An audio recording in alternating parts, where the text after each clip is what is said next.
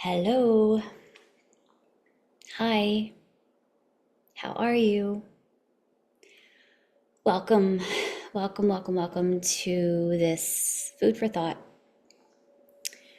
where my thoughts give me so much to chew on that it really helps me to talk it out with myself on camera, and then also put it together for those who need a perspective, need a different perspective, are curious and want a different way of looking at things. So this is food for thought, just me sharing my perspective, my view, my guidance on what we're navigating energetically from astrological, from the little tiny bit I know about astrology, from more of a Ayurvedic way. And when I say like an Ayurvedic perspective, I mean how the shifts and the transitions and seasons on an elemental level affect your body, your mind, and your soul. And Ayurveda is this ancient science that has such a beautiful way, a powerful way, a precise way of explaining life. And I've really enjoyed learning about it. And now I really enjoy talking about it, teaching on it, guiding with it. It excites me and I see it so clearly, and it's my desire to help you see it clearly and just to weave this understanding into what you already know and what you already understand. So, anyway, that's food for thought. So, if this is your first time here with me, my name is Caitlyn Son. I am based on the North Shore in Louisiana, in South Louisiana. And I really love the ancient wisdoms. The ancient wisdoms. I believe that there is something bigger than me at play that has this divine order and way that things occur, and we're just kind of dancing on the path with other energies that kind of intersect and play. And one of those being the fact that we live on a planet that also has its own way, and we are to flow with it, to be in rhythm with it, to work with it, to have a relationship with it, to connect with it. And boy, we don't. We don't. Some of us still do. Some of us are trying to go back in that direction, but we have become so disconnected from the one thing that gives us life, and that is nature. And so Ayurveda teaches you how to be in your own natural state, like be the way that you are here to be, and allow things to flow, allow life to happen, live. Ayurveda is the science of life. So it really is, for me, like the pathway to life, to living consciously, to living aware, to living in presence. And so tonight I want to talk about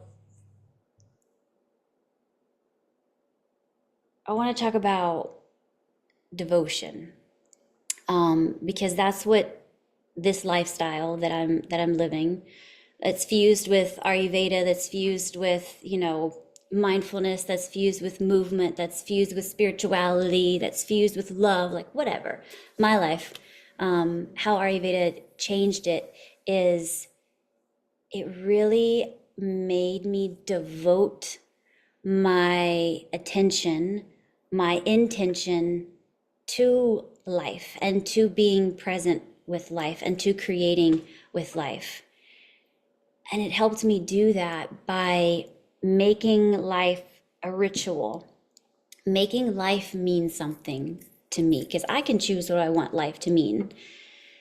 And so life has become to mean to me like taking care of this body that I am using to serve the highest good. I don't know what that highest good is. Like, I know what it feels like, and I'm walking on that path of continuing to just create harmony and balance in my body. And when I can create harmony and balance in my body, then I can create harmony and balance in the world everywhere I go. And so to me, that's bringing heaven down on earth. And that is what I am devoted to. And because I'm devoted to that, I have to take care of the one thing that is going to bring that forth, right? So I am devoted to taking care of my body. I'm devoted to taking care of my mind and my emotions and my spiritual health. I'm devoted to that. And I have these ritual practices that I do in the morning and in the evening, and I've been slacking on them. And I'm noticing how I'm feeling less connected. I'm feeling more disconnect, like I need to plug back in. And I know that whenever I'm feeling that disconnect and like I need to plug back in, it's because I haven't really spent time with myself. And I haven't been adhering to my discipline. So what's really coming through is that devotion leads to discipline. The devotion leads to the structure. It's my heart's desire to be so devoted to the channels that are going to come, the channels of love that are coming through me. And those channels are coming through my body, through my connection with spirit. And so I need to keep those clear, and I need to be connected to them and stay connected to them. So my devotion to all of that leads to the discipline that I've set up for myself. And I haven't been taking actions to stay devoted, okay? And what I mean by that is, one of the disciplines is that I wake up at this certain time and I get up. My body naturally wakes up at this time now because it's so trained and in rhythm, but I'm not getting up. And so I'm not getting up, so therefore I'm not doing my self-care practices to take care of this body, to get me ready before I have to really start the productive part of my day. I'm not connected to myself. And when I'm not connected to myself, I'm not really in my own guidance, right? And so it can activate this sense of ungroundedness within me. And it activates a sense of dis-ease in my physical body. And I start to feel that.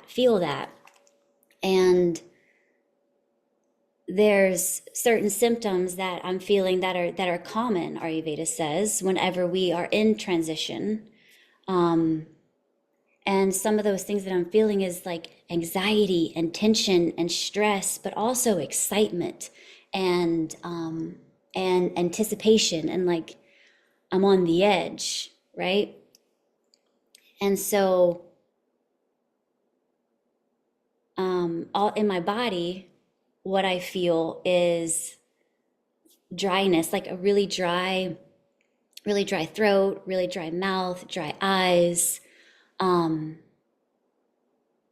of dry ears, if you know what that feels like. It just kind of feels like staticky ears. It's kind of noisy. And constipation, got a lot of bloat going on, belching a lot. Also have a lot of my thoughts, a lot of creativity. But reflecting on all of that, I know that I have not been showing up in my devotion. And so I need to get back to my discipline practices. So all of these things that I'm feeling can ground down. So from an Ayurveda perspective, what is happening right now is we are moving from summer to fall. So we are in transition. And when we are in transition, we are in the state of reflection. And so a time right now is a really good time to be reflecting on your habits, reflecting on what you're doing, reflecting on things that are reoccurring. So like I am reflecting on the fact that I have lost touch with some of my devotional practices. And my solution is I have to get back to my discipline. I have to get back to my structure that I've set for myself. And so we're moving from summer to fall. And whenever we are in transition, we feel more ungrounded. We feel a little more unstable.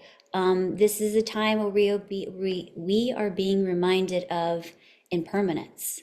Like nothing is staying the same. Everything is going to shift. We are eventually going to be seeing the leaves fall from the tree and experiencing like more death and then decay.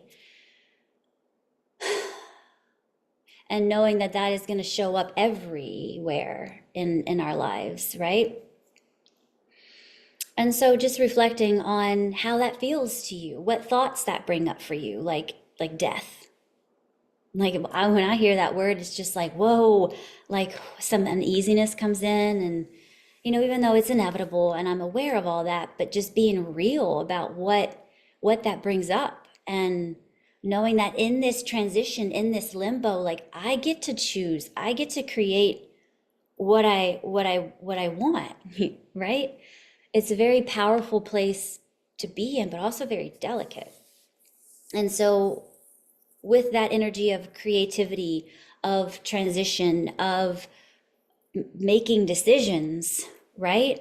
Moving from one to the other. So it's important that we stay grounded and we stay connected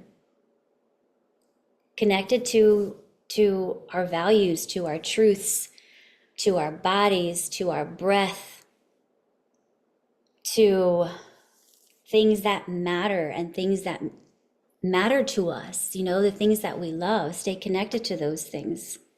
And sometimes to stay connected to those things, you have to build discipline, right? You have to create boundaries, you have to create structure. And so some things that Ayurveda teaches that help you create that boundary and that structure so you can stay devoted, you can stay grounded, are connecting with the points of your body that give off the sensation and the feeling of groundedness. So your feet, that's a very obvious one. Like putting your feet on the ground, putting your attention on the fact that your feet are being supported.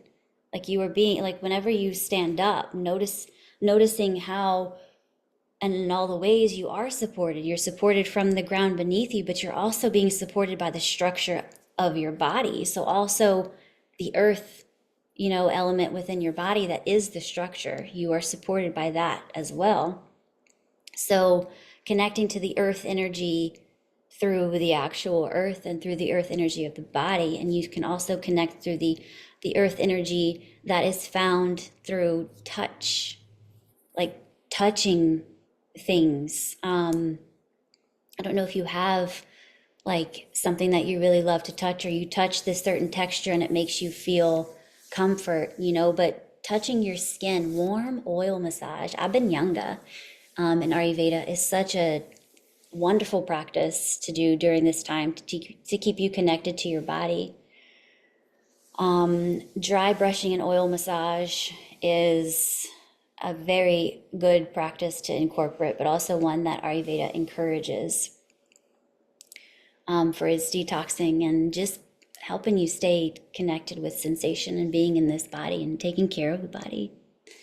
Also stimulating the smell and oil massaging the nostrils, because right now we are experiencing in this transition, in this movement, there's a lot of air and a lot of ether as we transition into fall.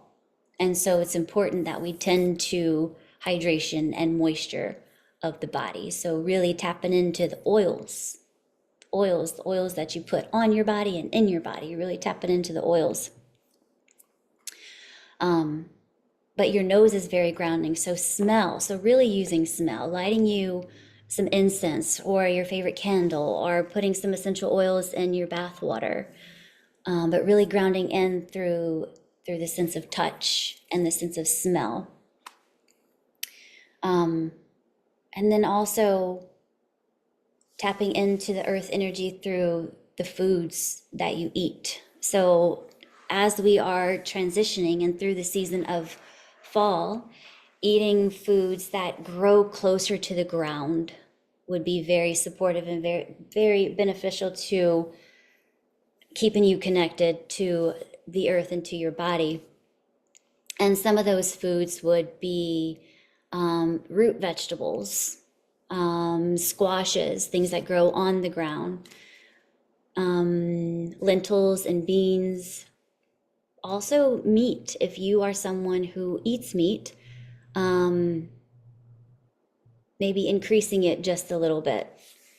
To just share a little bit about the Ayurvedic perspective of meat. They use meat as medicine. So if someone comes in and they're experiencing malabsorption, or they have excess vata in the mind, and they are having a hard time grounding down, meat is used as medicine. So just encourage you to use all of your food as medicine. But right now, meat is very good medicine for grounding into the body. Drinking warm lemon water throughout the day, drinking in those herbal teas are some good things that you can do to soothe the dryness that you feel in the throat. I've been really liking that one a lot lately, is the warm teas. And and if there's certain self-care rituals that you do in the morning, do those. Tending to your spiritual hygiene. Make sure you're connecting in prayer in some way, shape, or form. Connecting with spirit. That could be meditation. That could be using oracle cards. That could be saying your prayers for your religion, whatever it is, but connecting in prayer. Just taking some time to be in your own energy, just for a few moments in the morning and for a few moments at night before you get into the action of production. You know, we do so much of that. We need to do more of just kind of staying connected to yourself. Staying connected to the imprints on your heart. Why you're here, what you're doing this for. What are you devoted to? What are you devoted to?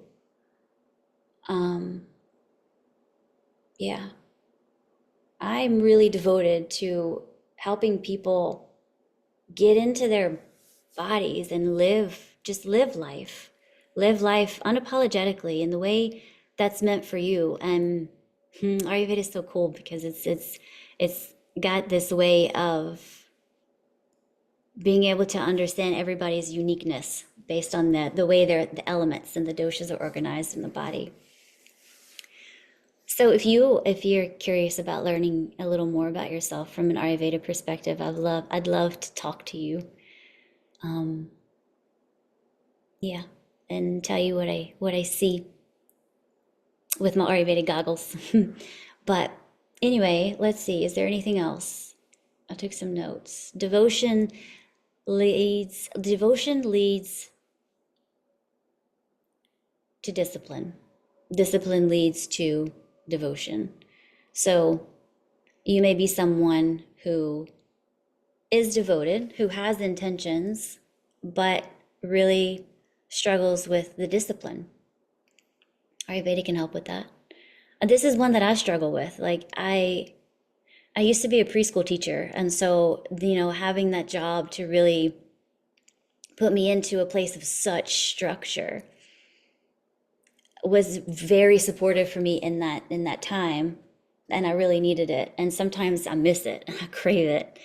But I really love having the space in my day now to create in those ways. But I really have to stay disciplined, and because I have to hold myself accountable. I don't have a classroom of 24 children or their parents or a school or something holding me accountable. Like I have to do it.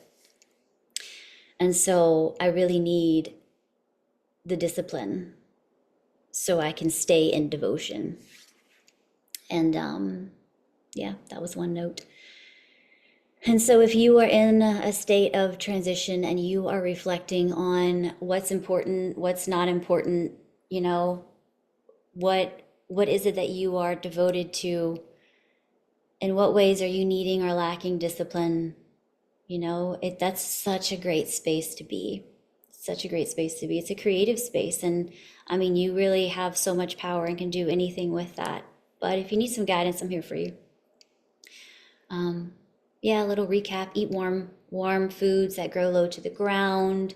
Stay hydrated. Oil the skin. Touch your body. Self-care rituals. Smell things that smell good. Take some time to be in the hammock. Enjoy the transition. Take extra time to be with yourself. Just slow down and allow yourself to, like a leaf, just kind of float and find its own harmony and its own rhythm. Like, how do you want to blow? How do you want to flow with the wind? How is it that you are to show up? In what way are you here in this life to show up? How do you want to show up? And guess what? That can be different too. That can change. So anyway, I love you guys. Sending you love, sending you all of my warm, nourishing, grounding energy. And if you need to get closer to it, just reach out. In the notes, I'll have a place where you can book a free call. I really want to know what's going on for you. Because one of the biggest things that I have learned through this journey, and it continues to be reflected through the life and the amazing people that I am attracting in my life, is you are not alone. You are not alone. Just talk about what you're feeling. Talk about what's going on for you. Be vulnerable, be transparent. I guarantee you, you are not alone. So I want to know. I want to know what's going on for you. Bye.